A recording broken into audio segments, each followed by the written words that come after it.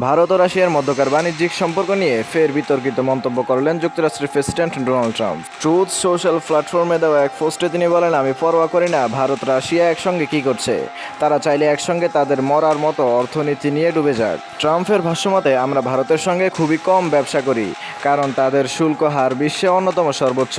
তারা আমাদের জন্য খুব একটা সহায়ক নয়। শুধু ভারতই নয়, রাশিয়ার ক্ষেত্রেও ট্রাম্পের অবস্থান কঠোর।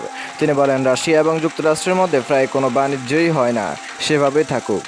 এই মন্তব্যের ঠিক একদিন আগেই প্রেসিডেন্ট ট্রাম্প ভারত থেকে আসা আমদানির উপর 25% শুল্ক বসানোর ঘোষণা দেন। পাশাপাশি রাশিয়ার সঙ্গে ভারতের প্রতিরক্ষা ও বাণিজ্যিক সম্পর্কের জন্য ভারতের বিরুদ্ধে অতিরিক্ত শাস্তিমূলক পদক্ষেপও নেওয়ার কথা জানান। যুক্তরাষ্ট্রের এমন মনোভাব আন্তর্জাতিক পরিমণ্ডলে উত্তেজনার সৃষ্টি করেছে।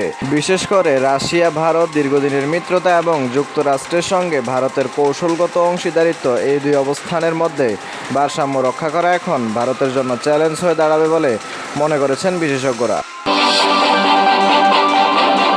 মার্কিন প্রেসিডেন্ট ডোনাল্ড ট্রাম্প জানিয়েছেন, গাজার মানবিক সংকট মোকাবেলায় যুক্তরাষ্ট্র ইসরায়েলের সঙ্গে যৌথভাবে নতুন খাবার বিতরণের কেন্দ্র চালু করবে।